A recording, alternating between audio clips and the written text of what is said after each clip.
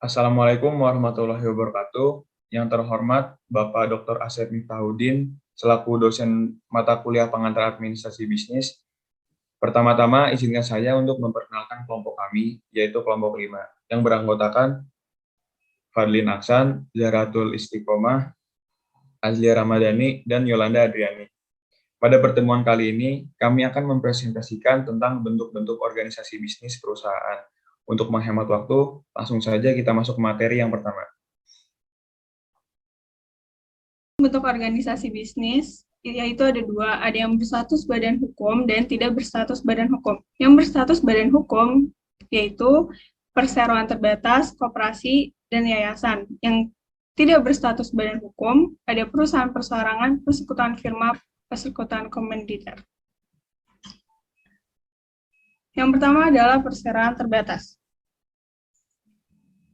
PT Bank Negara Indonesia (TBK) awalnya didirikan di Indonesia sebagai sebuah bank sentral yang bernama Bank Negara Indonesia. Berdasarkan Undang-Undang Nomor 17 Tahun 1968, BNI ditetapkan sebagai Bank Negara Indonesia 1946 serta statusnya menjadi Bank Umum milik negara.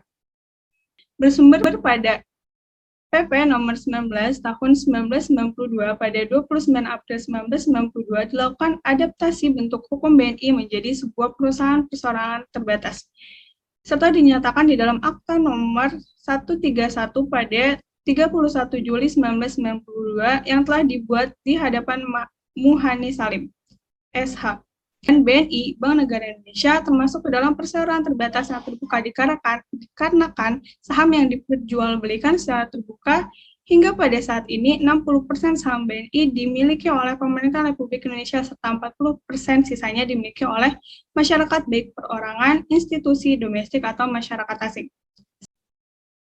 Kelebihan dan kekurangan. Kelebihannya yaitu modal yang terkumpul lebih besar karena melalui penjualan saham lebih mudah untuk melangsungkan perluasan usaha karena didukung oleh modal yang kuat, tanggung jawab pemegang saham yang terbatas, mudah untuk mengganti atau memindahkan kepemilikan, dan kekurangan perseroan terbatas adalah jual beli saham dengan bebas dapat menyebabkan spekulasi. Yang kedua adalah rahasia perusahaan kurang terjamin dikarenakan semua kegiatan perusahaan harus dilaporkan kepada pemilik modal atau pemilik saham. Yang ketiga, pajak perusahaan yang besar. Yang keempat, cenderung sulit untuk mendirikan sebuah perusahaan baru. Yang kelima, dibutuhkan biaya yang relatif besar untuk mendirikan dan menjalankan PT. Dan yang terakhir adalah keputusan tidak dapat diambil dengan cepat dan mudah karena melibatkan banyak bagian di dalam perusahaan.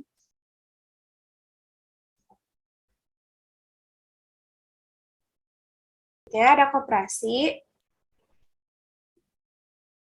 Koperasi simpan pinjam adalah lembaga keuangan, bukan bank, dengan kegiatan usaha menerima simpanan dan memberikan pinjaman uang kepada anggota. Koperasi simpan pinjam sudah diatur dalam Peraturan Otoritas Nomor 5 Tahun 2014 tentang penyelenggaraan usaha lembaga keuangan mikro. Disebutkan bahwa koperasi simpan pinjam juga harus tunduk pada aturan UU, yakni Undang-Undang Nomor 17 Tahun 2012 tentang Perkoperasian yang merupakan pengganti dari UU Nomor 25 Tahun 1992. Dalam menjalankan usahanya, koperasi simpan pinjam mengelola modal yang berasal dari simpanan pokok anggota koperasi, simpanan wajib, dan simpanan sukarela. Selain itu, koperasi simpan pinjam juga mendapatkan dana dari skema dana cadangan dari sisa hasil usaha atau disebut dengan SHU, modal pinjaman dari pengurus koperasi, dan hibah. Contoh koperasi simpan pinjam yaitu KSP yang banyak ditemui di tengah masyarakat, antara lain koperasi simpan pinjam unit desa, koperasi serba usaha, koperasi jasa, koperasi pasar, dan koperasi kredit. Lalu ada juga kelebihan dan kekurangan koperasi. Kelebihannya itu pertama mengutamakan kepentingan anggotanya, lalu memiliki sikap saling membantu dan melengkapi, lalu ada memiliki sikap sukarela dan terbuka, keempat ada badan usaha yang sesuai dengan sikap bangsa Indonesia, dan yang terakhir meningkatkan usaha sesuai kebutuhan anggotanya. Lalu kekurangannya yaitu satu, memiliki daya saing yang lemah, kedua, modal yang cukup terbatas, Ketiga, kurangnya kesadaran antar anggota. 4, sering terjadi konflik kepentingan antar anggota. Dan yang terakhir yaitu kekurangan tenaga profesional.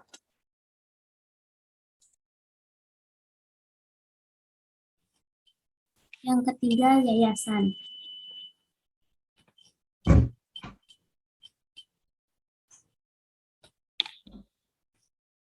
Putra Sampurna Foundation atau PSF didirikan sebagai organisasi sosial yang bertujuan untuk mendukung pembangunan Indonesia. Sejak tahun 2001, PSF berfokus pada 4 pilar, yaitu pendidikan, pemberdayaan wanita, kewirausahaan, dan bantuan manusia.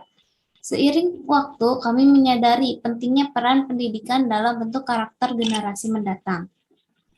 Ada pula kelebihan dan kekurangan dari yayasan. Kelebihannya di bidang sosial biasanya berfokus pada basis kegiatan sosial seperti mendirikan lembaga formal maupun informal. Yang kedua, di bidang kemanusiaan, meringankan beban masyarakat yang mencakup permasalahan tentang kemanusiaan seperti membantu bencana alam, pengungsian, tunawisma, gelandangan, dan fakir miskin. Yang ketiga, di bidang keagamaan, memfokuskan kegiatannya pada kegiatan yang berbasis religius. Ada pula kekurangannya, sumber pendanaan yang diterima yayasan sangat terbatas yang pada beberapa bidang. Padahal untuk pengoperasiannya, yayasan membutuhkan dana yang tidak sedikit. Pembatasan ini bisa berdampak pada tidak berjalannya anggaran dasar, dan anggaran rumah tangga yang kemudian dapat menyebabkan sebuah yayasan dibubarkan.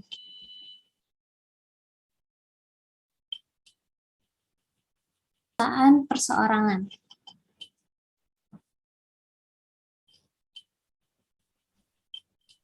Perusahaan perseorangan, yaitu Hello Mode ID, merupakan suatu usaha perseorangan di bidang pakaian yang didirikan pada 4 Desember 2019. Owner dari Hello Mode ID ini adalah Azhara Nurul Afifah. Hello Mode ID melakukan jual beli dan promosi melalui media sosial dan e-commerce. Ada pula kelebihan dan kekurangan dari perusahaan perseorangan. Kelebihannya yang pertama, usaha perseorangan tidak dikenakan pajak perusahaan. Yang kedua, pemilik usaha termasuk dalam bagian manajemen. Yang ketiga, biaya yang dikeluarkan dalam hal manajemen cenderung rendah karena pemilik bisnis memiliki tugas sebagai karyawan bisnis itu sendiri. Pula kekurangannya yang pertama, pemilik bisnis memiliki tanggung jawab yang tidak terbatas. Yang kedua, sumber modal terbatas. Yang ketiga, relatif sulit untuk mendapatkan pinjaman jangka panjang karena bunga rendah. Yang keempat, kurang terjaminnya keberlangsungan usaha. Yang kedua adalah persekutuan firma. Perusahaan Nike berdiri pada bulan Januari 1964 oleh atlet trik Philip Knight serta pelatihnya yaitu Bill Bowerman dari University of Oregon, dan pertama kali Nike dikenal sebagai Blue Ribbon Sports. Barang pertama BRS yang dirilis pada musim panas tahun 1971 adalah sepatu sepak bola yang bernama Nike. Dan pada bulan Februari 1972, BRS memperkenalkan merek Nike. Selanjutnya, BRS secara resmi merubah namanya menjadi Nike. Tanda centang pada logo perusahaan terdaftar sebagai sebuah merek dagang pada tahun 1995. Lalu ada kelebihan dan kekurangan dari persekutuan firma.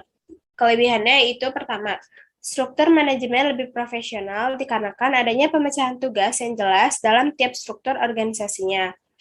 Kedua, ada proses pendirian relatif mudah.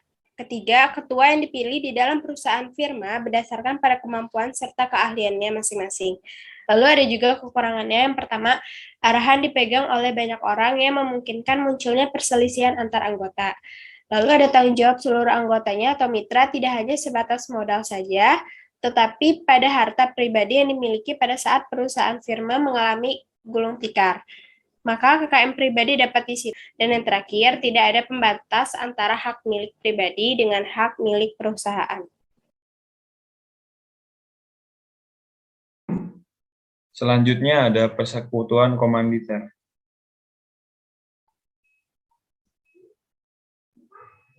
Karena sifatnya merupakan badan usaha yang diakui legal secara hukum, CV atau persekutuan komaniter mempunyai daftar hukum yang dapat dipertanggungjawabkan. Salah satunya adalah Kitab Undang-Undang Hukum dengan KUHD pasal 19, 20, dan 21 yang membahas tentang pendirian, pemodalan CV, serta pembahasan mengenai sekutu komplementer atau komanditer.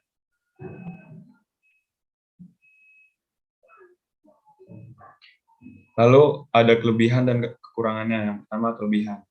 Mudah untuk mencari tambahan modal pada anggota kolega. Yang kedua, mudah untuk mendirikan persekutuan komanditer.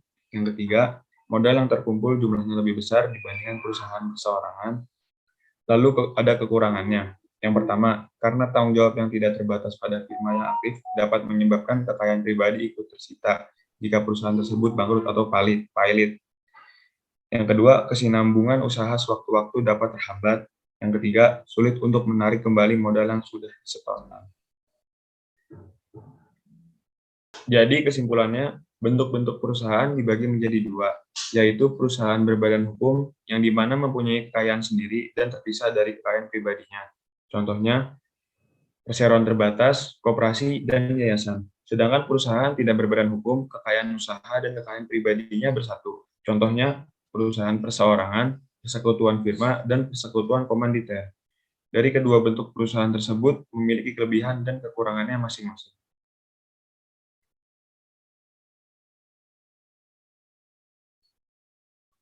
Sekian dari kelompok kami. Jika ada salah-salah kata, mohon dimaafkan.